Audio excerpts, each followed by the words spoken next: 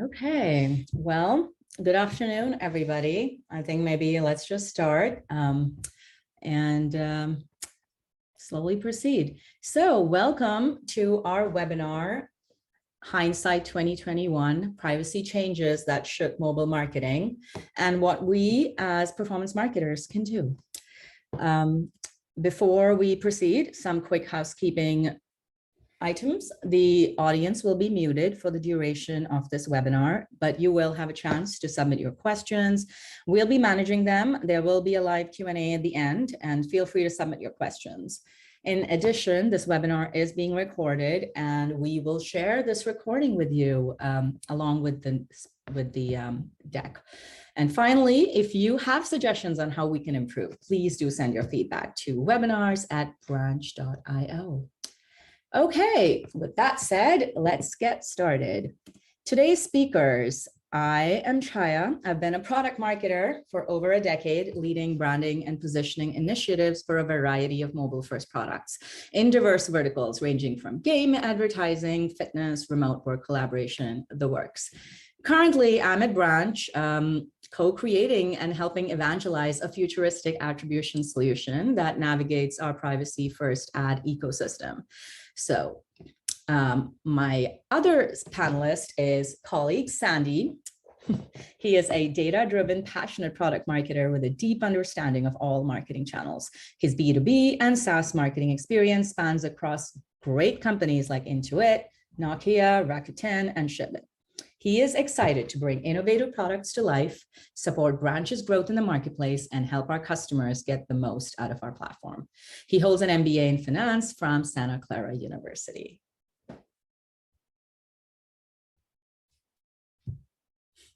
Thanks, Chaya. Hey, everybody. Hey, Sandy. And last but not least, there is our other colleague, Nick Rogers, who works with Branch's sales engineering team to present Branch products and features and to prepare our users to take full advantage of our platform. With a technical background, Nick also works cross-functionally with product, marketing, and engineering teams to advise on features that improve our customer experiences. Thanks, Chaya. Hey, everyone. Hey, Nick. Glad we could have you guys here. What we'll cover today, essentially, we are going to go over at a high level all the self-attributing networks and their privacy updates for 2021, recap recent Android and iOS privacy changes, share some strategies to jumpstart your ad performance, and give you some real-world examples from some of our favorite customers, and finally, share a way to future-proof your campaigns with our awesome features, SafeTrack. And to begin, given Facebook is such a dominant channel for retail and e-commerce customers, it felt right to start this webinar diving into it. So for all of you who are not familiar, what is the Facebook AMM program? The Facebook AMM program, Advanced Mobile Measurement, was an optional agreement that individual advertisers could make with Facebook, giving them direct access to user-level data via their MMP. It allowed advertisers to export log-level data for Facebook. It required the advertiser to accept a data user agreement with Facebook, committing to only use the data for allowed measurement purposes. So not for retargeting and not for building user profiles. But brands did need this data for their in-house BI systems and advanced analysis for LTV modeling and such. It was very useful. But there were changes, specifically on October 29th, when Facebook deprecated AMM. Again, not a total surprise, since we have been anticipating this since April, at least. And they did offer a partial solution through the Play Install Referral. And to quickly call out, these changes had no impact on campaign performance. This was originally a scare, but turned out it had no impact. So nothing to fear there. So what was it? Facebook's advanced measurement program is over. This means that now advertisers can only get aggregated install measurement data from Facebook, not granular data. In other words, somewhat similar to view through install attributions in April 2020, Facebook install measurement is only going to be available in aggregated reporting. This means no IDFA-based measurement for Facebook on iOS and no GAID-based user-level visibility on Android. Of course, this was a great win for privacy, but presents a big gap for marketing measurement. Also, just to call out, this is primarily an Android platform change. As you know, post iOS 14.5, device level data is essentially not shared for mobile marketers. So again, this is Android focused. However, good news is that Facebook introduced the Google Play Install Referral measurement solution. As you guessed, the solution is focused on Android users, and this way you can get device level data to some degree for your Android app installs. The Google Play Install Referral is a partial solution at best. That said, there are some obvious limitations to its application. It is for install attributions only, not for view through. Again, not applicable for iOS. And also it's only for Android installs through the Play Store. So not through Amazon, not through Samsung. So really only that one app store, just to be clear. Here is an example of how the data would look like after it's decrypted. It looks a lot like the data that we got through AMM exports before. So Branch collects individual payloads and exports them, and Branch also makes this available for deep linking. We can see how a majority of Facebook Android campaigns are performing and use the data to do some of the actions like before. This is going to be very stabilizing as Android 12 rolls out and GAIDs get zeroed out. Our attribution engine will seamlessly incorporate this data into your attribution decisions. And if there's ever a conflict between the install referrer and the data Branch receives from Facebook's MMP endpoints, we'll defer to the install referrer due to its guaranteed last touch attribution. More on Android 12 on this webinar with Nick Rogers later when he deep dives into what these changes really look like. Moving on to Snap. Snap really believes it's very important for the long-term health of the ecosystem to support these privacy changes. And they have been very, very supportive of ATT and every other change throughout. So that's great, but no doubt that has made life difficult for some of our Snap's customers, advertising partners who measure and manage ad campaigns for iOS. Snap, as a solution, started onboarding advertisers onto its advanced conversions product, which helps advertisers increase campaign reporting and ads measurement. Snap believes it is important to maintain a high-quality, relevant ad experience, regardless of how much data end users choose to share with Snap. At the same time, Snap also wants to ensure that they are proving the value that they drive to advertiser campaigns. This advanced conversions seamlessly works well with the MMPs and uses aggregated privacy-safe methodologies to help advertisers understand the impact of their campaigns. To recap, advanced conversions provides incremental privacy-centric aggregate measurement for iOS users for a more complete picture of their campaign performance. Snapchat is leveraging advanced cryptographic techniques to measure aggregate conversion data without identifying any individual users. Reporting will result in aggregate records only, and cohort data will be shared with a delay of up to 36 hours.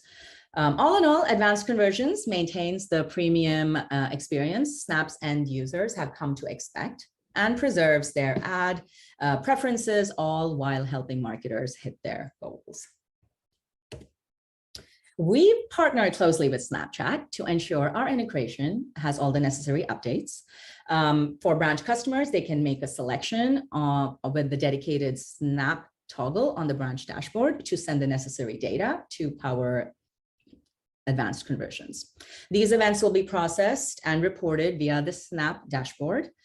This way, you will be able to analyze your Snap advanced conversions data side by side with your iOS opt-in data, your Android conversions data, and your SK ad network data, all on the Snap dashboard. Enabling optimal ad performance and attribution across all ad types and goal-based bidding options is now available on Snapchat. This also ensures that you are compliant with ATT and all other relevant privacy policy. At the same time, Snap also wants to ensure that they are driving value. All the other usual features that come with it are no ad set limits, flexible attribution windows reporting, app conversion lift support, essentially everything we've listed there. And so it's really an effective solution. Android 12, moving on to, is undoubtedly the biggest refresh to Google's operating system in years. And Google had set out to rip up the script a bit. And we were promised a lot would be changing. For example, some of the visual elements would change. There would be a different look and feel and reaction to on-screen gestures, button presses, and so on. And it was originally released on the 18th of February. Now that the official release has landed and we all got a chance to take a look at what these greatest and latest features look like, particularly what it means for privacy, here to share more about what's going on under the hood is Nick Rogers, who is in the trenches every day with high-performing teams from across the globe to keep their ad ops on Android running smoothly.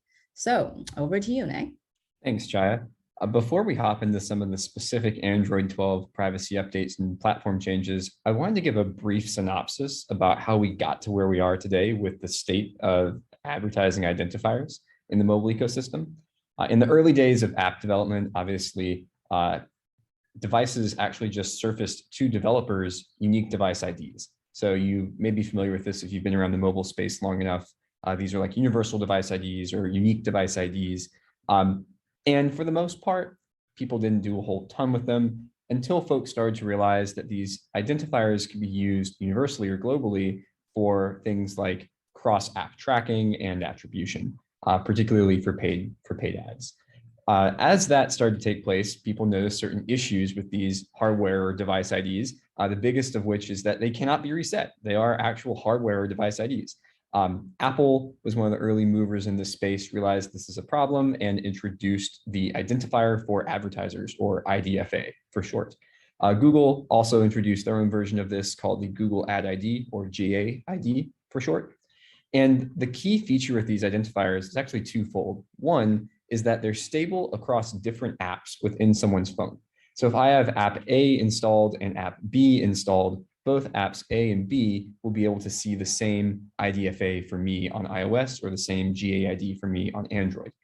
The other key feature with these identifiers, unlike the previous hardware or device IDs, is that they're resettable. So as a user, I could go into my settings and change them, hit a reset button and get a brand new IDFA or GAID, or as the platform started to develop privacy stances a bit more, I could disable them entirely. And so on iOS, for example, with limit ad tracking, it became possible for me at a system level to disable my Google Ad ID or my IDFA. And then eventually on Android, we see a similar type of change.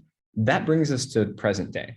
So on Android in the past, if you were to request or to disable your Android Ad ID or GAID, what would actually happen is that Google would send a notification to the app, a flag essentially that indicates that this user has opted out of personalized ads, but the GAID was still present. It was still available for that app to access. With Android 12, that is no longer the case. If a user at the device level decides to disable personalized ads on Android 12, the apps on that device will only see a zeroed out Google Ad ID. As we'll talk about in a second, this is similar to what iOS featured pre-iOS 14, so on all the versions leading up to iOS 14. The other new addition with Android 12 is this app set ID. If you're familiar with iOS and some of the identifiers that the system provides, there is what iOS calls an identifier for vendors, or IDFV. It's different from app to app, so every vendor, every app on a device is going to have a different IDFV, but it's the same within that application for that given user. So Android with Android 12 is bringing a similar concept of IDFV to the Android platform with what they call the app set ID. The last change that's worth calling out here is that, or the last thing that's not changing, I should say, that's worth calling out here is that on Android, unlike iOS, other methods of matching are still available and allowed for attribution. So just because the Google Ad ID is going away doesn't mean you can't do some form of predictive modeling or predictive attribution for Android devices. It just means that if a user disables that ad ID, it will actually be zeroed out on Android devices.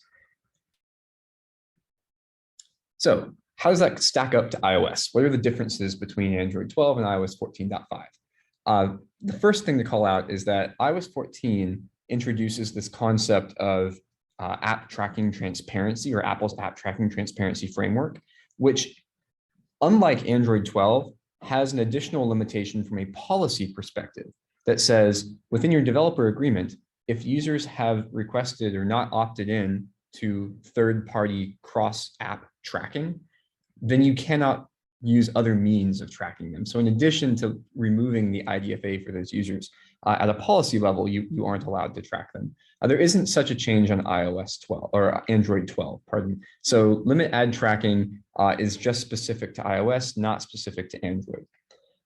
This means, obviously, like deterministic methods for attribution are still possible on Android devices with, for example, the install refer that Chaya pointed out earlier. And it doesn't present any sort of pop-up on Android apps. So there isn't the same sort of modal that users have been seeing on iOS devices. So to put this into context, what do you need to do if you're a marketer? How do you need to adapt to these changes?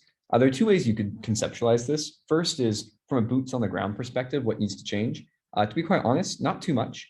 You should be prepared for the potential that there will be fewer Google Ad IDs present on events and downstream conversion events that you're seeing come through your ads platform or your MarTech stack. We don't anticipate this to be a massive change. We actually expect it to be somewhat similar to what iOS was like pre-iOS 14. So if you're accustomed to working with iOS versions, 12, 13, and so on, prior to 14.5, we expect Android to be somewhat similar to that at this point. Long-term, though, this is a continuation of a general theme that we've seen in the ad tech space, which is a move into more aggregate, modeled, predictive data. You can see other changes, happening in the space along those lines. For example, SKAd network with its aggregate focus, Google's deprecation of third-party cookies and introduction of Flock, for example. All these things kind of trend in a similar direction. So we do think that this will have a long-term impact on the MarTech space along those lines.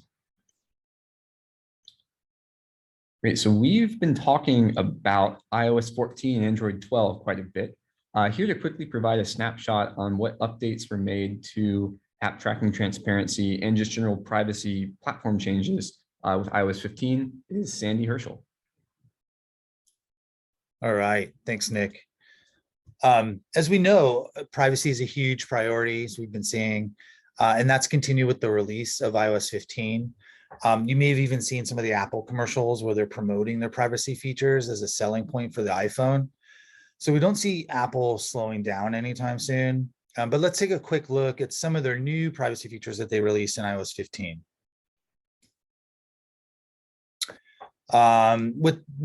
While the release of iOS 14 did bring a whole new slew of privacy features, this trend's definitely continued in iOS 15. So this isn't a complete list, but I just want to briefly cover some of the biggest features, and we expect more features like this to come as future iOS versions are released. But the big ones are really protect mail activity, which stops the tracking pixels from gathering data on user email activities. So that's essentially going to give you're not going to see open rates. There's going to be a lack of open rates. You won't be able to see the number of views, and you definitely won't be able to capture any link tracking. Hide my email, and this has been around for a while, but it's just come to iOS, which is going to randomize your email address to really protect your personal identity, reduce spam, and then prevent cross-site tracking, which Safari will do its best to prevent third-party cross-site trackers. And this is basically going to impact the ability to show personalized ads. And then last is iCloud Private Relay. And there's been a lot about Private Relay, and you probably heard a lot about it. Essentially, it's a VPN-like feature that hides your IP address and browsing data and to protect your privacy. So this is kind of the big feature from iOS 15, the big privacy feature. So today, though, I want to zoom in on Private Relay. I mean, there's probably at least a webinar or two on that whole slide itself, But today I'm really going to zoom in on private relay and the impact not only on consumers, but on brands running campaigns, and particularly when it comes to the deep linking experience.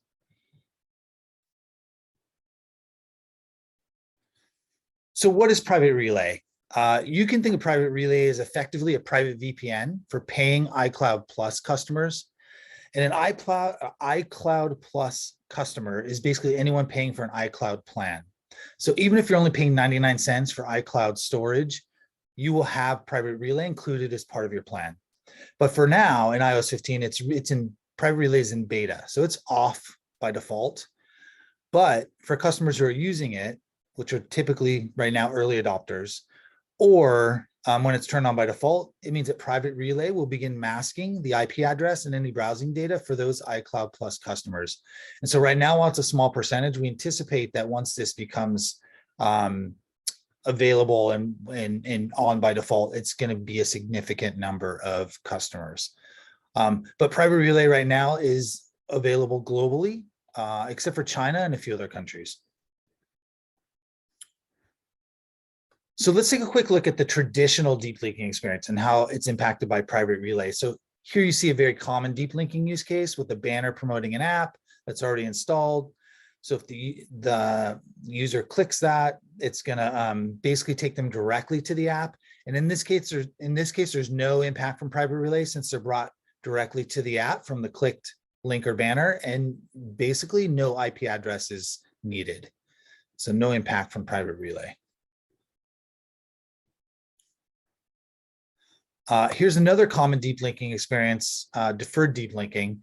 So in this deferred deep linking use case, the user does not have the A&E app installed, but is interested in watching a show only available in the app. So they'll click the Watch Now link, and the deferred deep linking process takes them to the App Store. And then once they've installed the app, they're then taken directly to the episode selector in the app, which is the original location they clicked before being taken to the App Store. So for Android and non-iCloud Plus users, there's no impact from private relay. However, deferred deep linking is impacted for iCloud Plus users in this scenario. And let's take a quick look at why. So private relay will impact the deferred deep linking flow since the standard process often relies on an IP address. So that IP address is going to ensure accurate deep linking and give you your attribution. However, with iOS 15, iCloud Plus customers will be impacted since private relay masks their IP address. And so that flow doesn't work that we saw on the previous slide. So obviously this is an issue for anyone running campaigns that target iOS users. And that's really basically everybody. So it is a significant impact. But what I wanted to do is I've just thrown a lot of information at you. And hopefully I think this visual will give you more context. So the good news is that for the majority of deep linking use cases, there is no private relay impact. So it really boils down to only those iCloud Plus customers using Safari. And that's the blue box here. And as you can see, that's a really small subset of total use cases. And Apple doesn't share this information, so we don't know exactly what those percentages are, and they probably never will. But you can infer just from isolating those users that this is going to be, on the smaller end of the smaller subset. So the best way to think about this, sorry, Chai, can you go back? Thank you. The best way to think about this is private relay will impact any customer using Safari and paying for an iCloud service. So if you're using Safari but not paying, you will not be impacted. If you're paying for iCloud services but not using Safari, you're not impacted. So this is only customers or users using Safari with an iCloud paid plan that will be impacted from private relay. Hopefully that makes sense. But all is not lost. There are solutions that can help with these use cases across private relay for iCloud Plus customers. So let's take a look. And one of them happens to be from Branch. Funny that. So Branch has recently introduced Native Link, and it's our innovative on-device solution that solves for deferred deep linking, and it uses the native copy paste functionality available in iOS. So it really works by allowing users to click a link and be brought to the App Store to download the app, and then brought back to the app, all using our privacy-centric on-device methodology that guarantees not only the deep link accuracy, but it also gives you attribution matching. And I'll go into a little bit more detail right now. So, like I mentioned, it's an on-device solution. It does not require the use of an IP address for deep linking. It also does not require any unique personally identifiable information. So there's really no privacy tracking risk. It uses the native copy-paste functionality to guarantee attribution matching and bringing you to the correct deep linking link. And all of this falls under Apple's privacy policies, which is the good news. So if you think back to the previous visual that I showed where Private Relay was blocking deep linking because there's no IP address, then the next slide, hopefully highlighting native link, will make much more sense. So I'm going to sort of walk you through here. So you'll see that this is the native link deferred deep linking flow. You'll notice there's one extra step, and this is the interstitial for the native link feature. So like I said, native link works by utilizing the copy and paste functionality already built in the iPhone. So a customer would choose, and there actually is an opt-out capability here, but in this case, the customer would choose to get the blue CTA button, get the app, which will take them, which then native link takes over and will copy and paste the preferred URL. So they clicked on the URL, came to this interstitial, get the app, and then native link copies that URL they clicked on and paste that to the clipboard. And then the user sees a quick copy to Safari notification. So once the app is installed, native link will then check the clipboard for a pasted URL. And then if it sees in the URL, it will then copy that and then bring the user directly to that exact location. The user is then notified again that this has been pasted from Safari, all utilizing the native copy paste functionality. So this idea behind this is that native link ensures the entire flow is seamless, and also your attribution is 100% guaranteed. And so the customer is basically deep linked exactly as expected, even with Private Relay, even for iCloud Plus customers. And so while native link is only one solution to Private Relay, in fact, Apple has even added functionality to support these kind of features. So they've added some additional copy and paste functionality to support this feature, or features like it. We know that our industry will always rise to the challenge, right? And so we feel confident that there will continue to be methodologies to support whatever curveballs get thrown our way, starting with iOS 14, basically through iOS 15 and beyond. And so with that, I want to send it back to Chaya. Thank you. Thank you, Sandy. Where do we go from here? In light of all the doom and gloom around us this holiday season, we were hoping to take this opportunity to share some of the best and most creative ways in which we can jumpstart our performance marketing campaigns in ways that help us do so much more with less data, and also help us access the data we need for good reason to improve user experiences for brands who serve everyone. So let's recap. Privacy in a nutshell. Privacy is king. As platform-level privacy policies continue to mature over the next few years, we anticipate a lot of change in every direction. No doubt, there is a strong march towards user privacy, and that's certain. Also, mobile experiences are getting better and better. Mobile apps want to ensure they're providing the best value to their users at the right time by customizing experiences for them. And to make experiences feel unique to each user and at each touch point, we need context. And ultimately, the data we collect needs to bring to life what our customer or prospect is feeling or looking for at that given point. Again, there's a refocus on owned and organic channels in light of these new tracking limitations. While these can be difficult to maximize, the work is worth it. Organic channels have higher retention rates and ROIs than paid channels, to be honest. And finally, budgets are following measurement, with marketing teams looking to justify their existence. Brands can only gauge their marketing success using available metrics. So that's that's where we'll be focusing our efforts.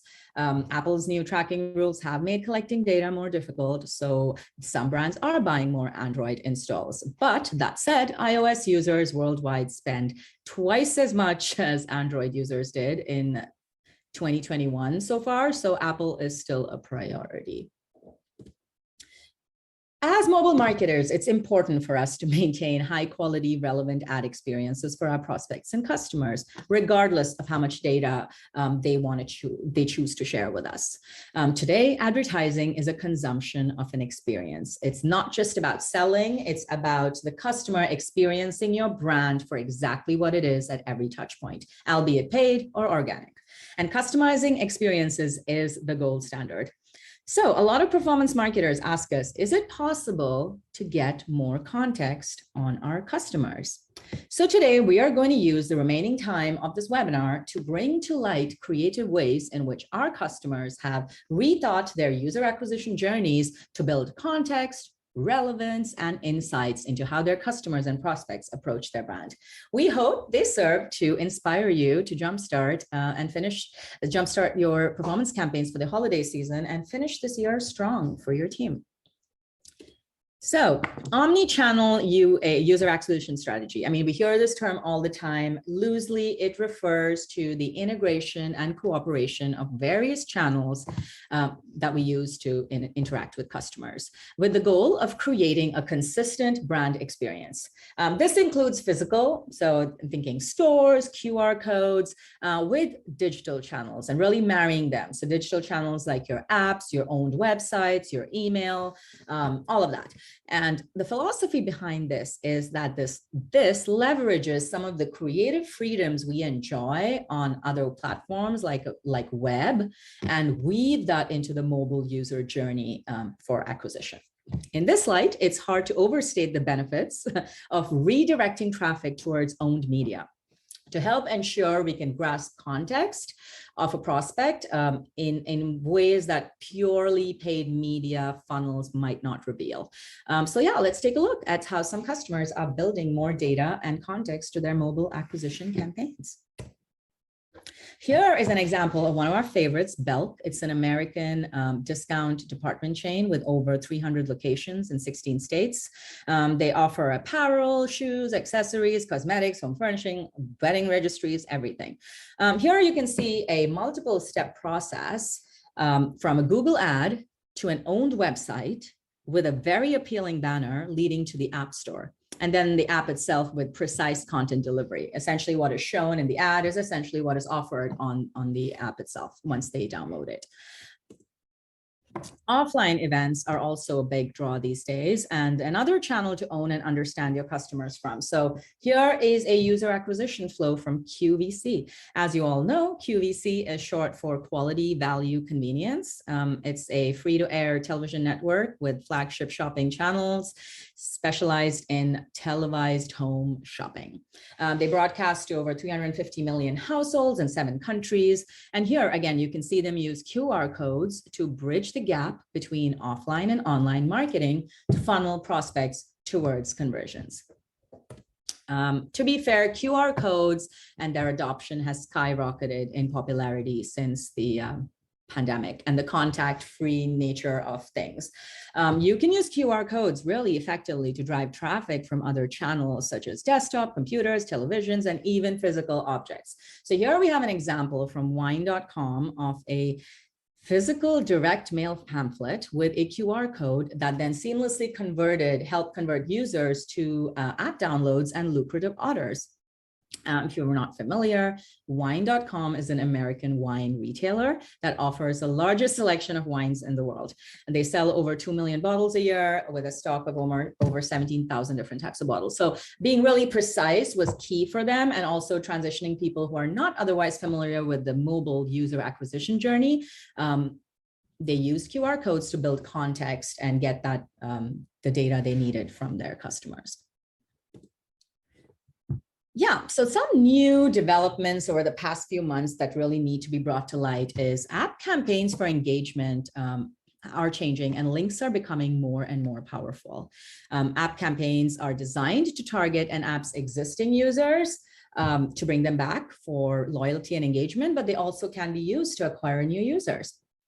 So why do we care? Implementing deep links typically means getting developer support. And the fact that more platforms are making it easier to support deep links and enable these changes means as marketing teams and as performance marketers, we don't need to be as reliant on other parts of our organization given our resource constraints. This new option enables us to utilize app campaigns for engagement without needing too much support from the rest of the organization. So again, some things have gotten easier and platforms are working to make it so. Instagram, another leading social network, has renewed emphasis on link sharing, which is now expanding access to everyone and not just their creators and business level accounts. In the past, link sharing was largely limited to creators and business accounts to direct their users to the website to learn more about a product. Now all users on Instagram have access to its link sticker feature in Instagram stories. This expansion comes as the company switched out of swipe up link in Instagram stories in favor of new link stickers. I think a lot of brands are considering Instagram in this holiday season to see their final uptick in sales. So again, an important development for you to pay attention to. Just to call out, both the previous swipe up link and the new link sticker feature have been historically limited to businesses, but not anymore. You can access it no matter who you are. So a good and very, very topical suggestion is from Dairy Queen that has been very proactive with not just Instagram campaigns, but even Twitter and Facebook. Dairy Queen, if you're not familiar, is a chain of soft serve ice cream and fast food restaurants. They have over 6,400 stores.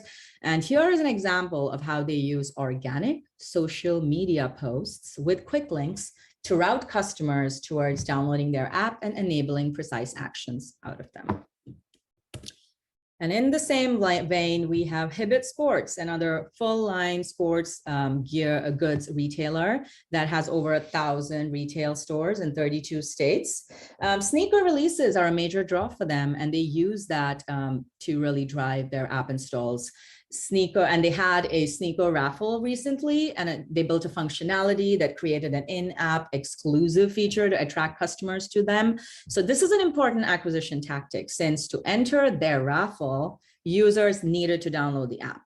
So they created an account to subscribe to the notifications, and then Hibbett was able to engage with them even after they had acquired them.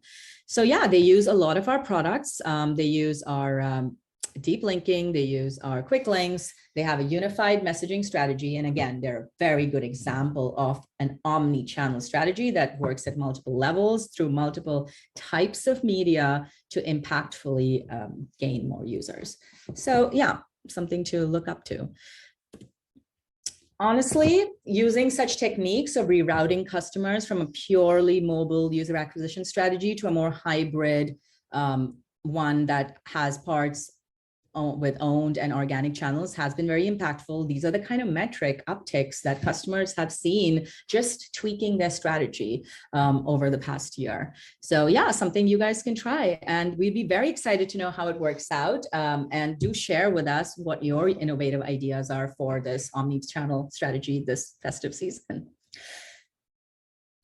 Another big question in this age of ATT and increasing privacy norms for performance marketers it's increasingly hard to answer for them is, where are our users coming from? What campaign did they come from? Which ad set were they finding the most effective? And how do we answer that with more black box marketing happening all around us with privacy changes? So here to share more is Nick. Thanks, Chaya. Yeah, the main question here is, like Chaya said, with these changes in the ad space, what can we do to get more insights? Like, how can we glean more, even just directional information about how users are engaging with your brand, clicking on paid campaigns, etc. To help sort of parameterize the problem here, obviously, most of the data that you're going to be getting at an app-to-app level, so if you're running app-based campaigns, this is going to be aggregate only. And in addition to that, it's also time bounded. So a lot of the conversion windows that people were accustomed to end up shrinking to be roughly 24 hours or so, depending on some configuration settings. That imposes obviously a set of limitations. The key limitation there being a loss of log level data. Log level data is important. Obviously, brands use it for all sorts of use cases. Some of the key ones that we've seen in the past are allowing performance measurement at a campaign ad set, really unlimited granularity level. Gleaning information about cost and revenue comparisons, so things like ROAS, LTV, ROI, and also just increased insight into where users are engaging with the brand. Obviously, people can engage with your links in a bunch of different channels, and you probably wonder as a marketer, what sorts of channels lead to the most engagement in app? What makes a user and higher LTV users? What sort of call to action is effective at increasing value or potentially increasing retention or conversions just in general?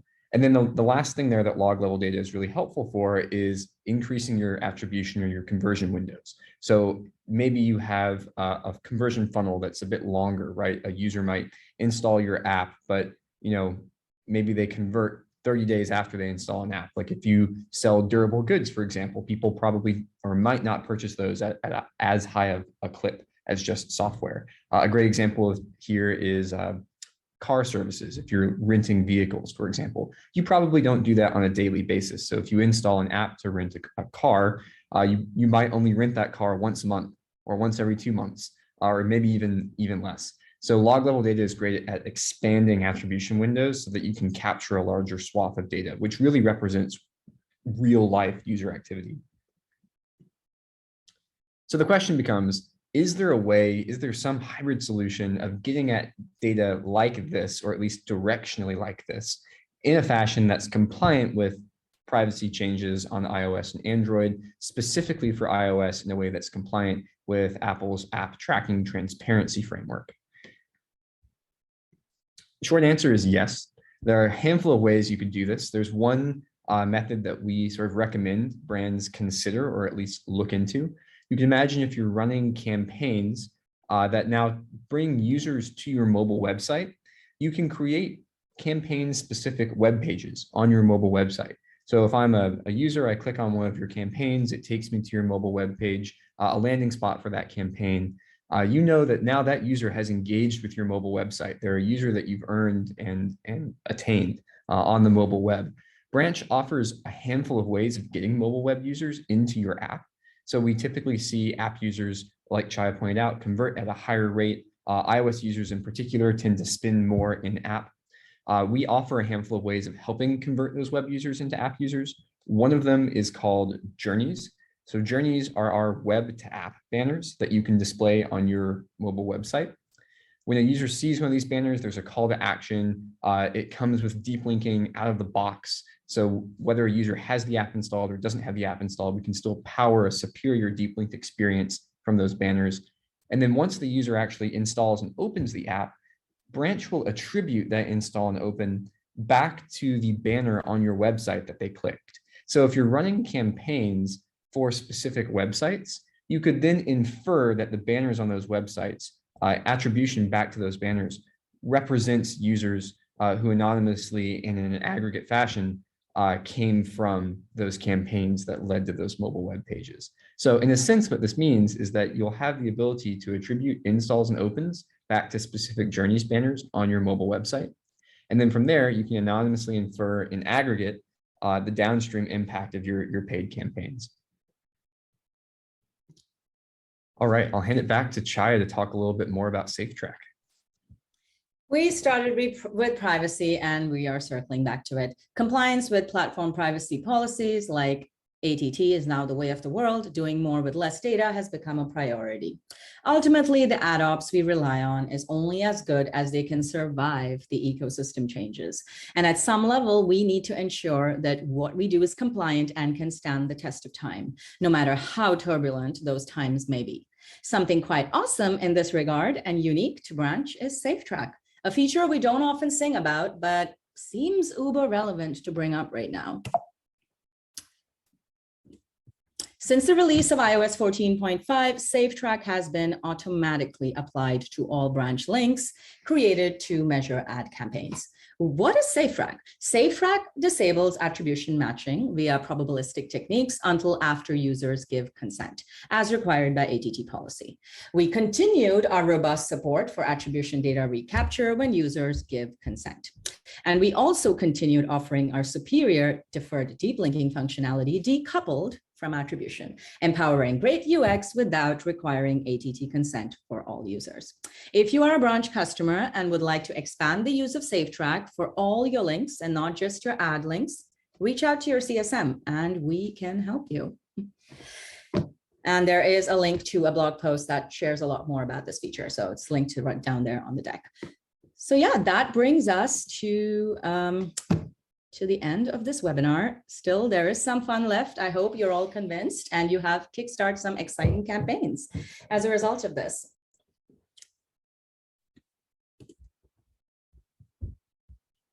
So let's go and check out some questions.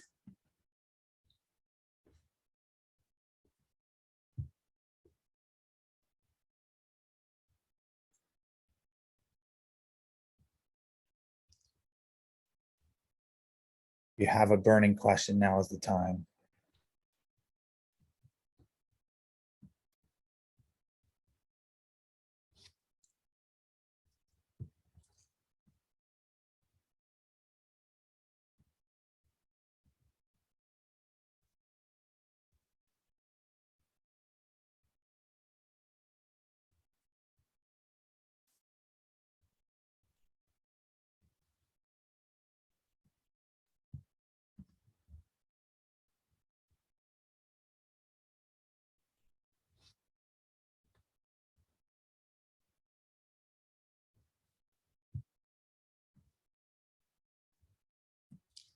Okay, I see one rolling in. Okay, I have a question here that I think, Nick, you'd be perfectly posed to answer. How exactly can you infer the campaign using journey banners? Is it by having specific pages for each campaign? Yeah, great question. The short answer there is that spot on. So if you have specific pages for the different campaigns that you're running, branch, when we attribute an install or an open back to a journeys banner, we'll tell you what page that banner was on. So you'll know exactly what the user was looking at when they clicked or ultimately engaged with the banner.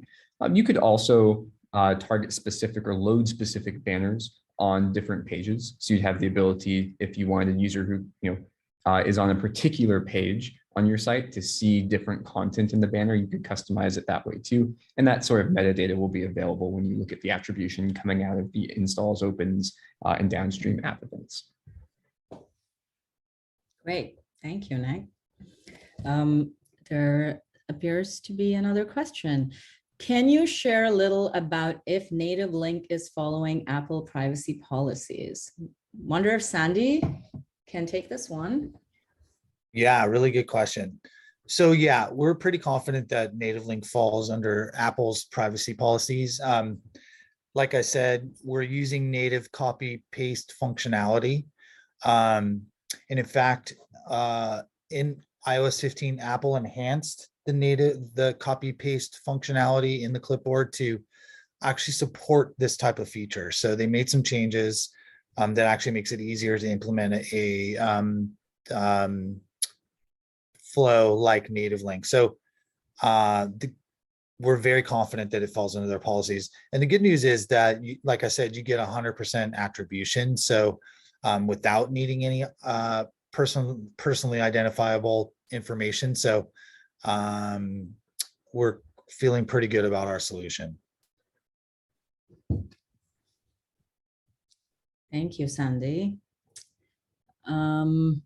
Okay, we do have some questions rolling in.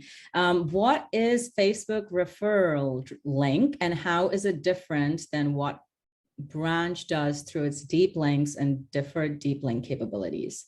I think, Nick, that would be something you could definitely lead this with.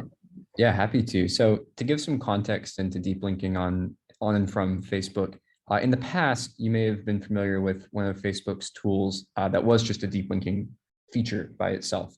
That type of functionality relied heavily, in fact, entirely on users' IDFAs and GAIDs. So with the iOS 14 related changes, that sort of deep linking methodology is no longer really available. Because that was what the feature on Facebook side was primarily built on top of. They decided to move on from that type of capability. So now, if you're trying to deep link from Facebook campaigns, you need a deep link provider like Branch to power those experiences. The refer and the refer related data that Chai was referring to earlier is actually specific to Android. So on Android devices on the Play Store, you can pass refer info from a click through the Play Store into an app install. And that's what Facebook is ultimately utilizing on Android devices to power attribution for app install campaigns specifically. So without getting, we can spend a whole lot more time on the technical nuts and bolts here, but Facebook will retrieve data that they're passing through the refer and then unpackage it for you to return that campaign information. Thank you, Nick. Yeah, we have one more question. Didn't think QR codes really took off, so it is mostly only in certain niche markets. Do they protect your privacy or do they track you? I can definitely speak to one angle of it. I think they have really picked up. And again, it is because of the pandemic. I think people have realized that we need a way to transition our offline marketing efforts and consolidate it with our online, mobile, and regular web marketing efforts. So it has picked up, and we see increasingly a lot of customers using it, not just retail. And with the rise of OTT and having QR screens even on TVs and on pamphlets, it's leading to a lot of integrated omnichannel marketing strategies. So it has picked up, and you will not be alone using it for this holiday season in any way. As far as do they protect your privacy, I think maybe Nick or Sandy, I would love to know what you guys hold as your opinion for how do they track you and how do they protect your privacy? Yeah, of course. Happy to take a stab at the first part. You can think of QR codes almost like links on the mobile web, with the exception that there's no cookie available on a QR code, right? It's literally just the link itself. So when you generate one of these QR codes, and Branch, for example, has a QR code API that you can utilize to create these things at scale. When you make a QR code with a link behind it, what happens when a user scans that, or a device like someone's camera app scans that, is it just goes and retrieves the link behind the code and then opens it in the browser. So if you've put a Branch link, or if you've used Branch's QR code capability, what's going to happen is that link will have sort of full Branch link functionality. If the app is installed, you can have it open the app. If it's not installed, you could have us take that user to the App Store to then install the application. Where we will try, depending on all the settings that we talked about earlier, whether you're using native link, whether that user's on private relay, whether you've utilized SafeTrack or not, that then kicks off the same sort of workflow that you've expected elsewhere.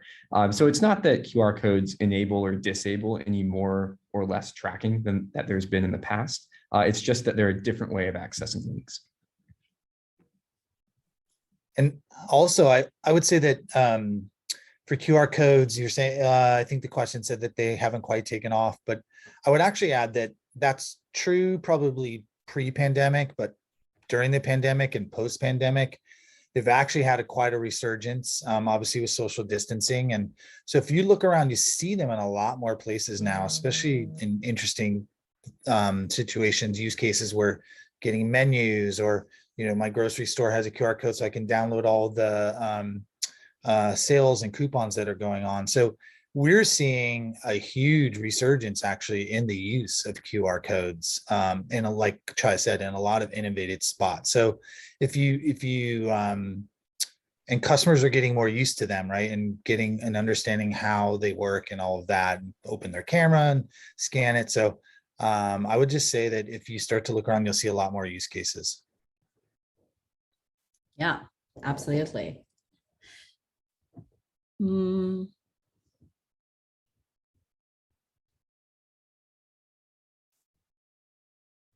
Okay, I see one last question. Maybe we can take this before we close out.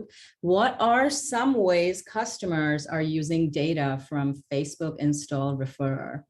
I'll take this one. In the new system, lots of the analysis will be from estimates, honestly, because these estimates can be used as indicators on how the business is performing and how marketing can be allocating their resources. But again, it's just estimates because the data excludes iOS, view through conversions, and any app store outside Google Play Store. So some of our customers, so one big delivery company of ours would export all of their Facebook data to build internal reports on Tableau and compare it to how their Facebook spend compared to the campaigns they were running elsewhere. Some customers use it to build LTV estimations from the log level data they get from branch, so they understand where their most valuable users are coming from, and again, to optimize on their marketing budget. Another leading music streaming client of ours actually uses this log level data to build machine learning tools and models that can predict how a campaign will perform and use this information to optimize their campaigns that run on Facebook. So a lot of creative things. Really, it depends on how well resourced your internal, like in-house BI teams and data teams are. But a lot of creative stuff is still possible with the install referrer solution. So yeah, hope that helps.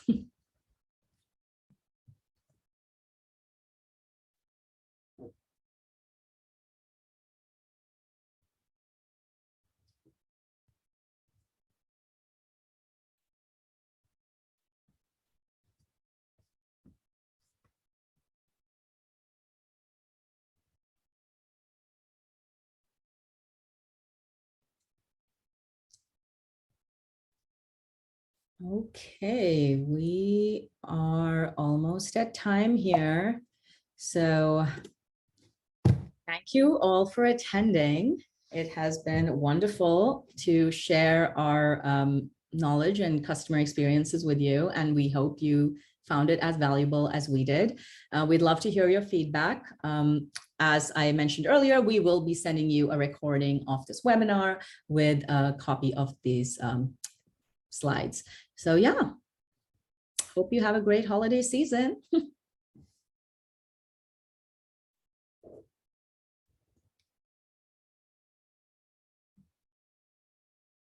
Thank you.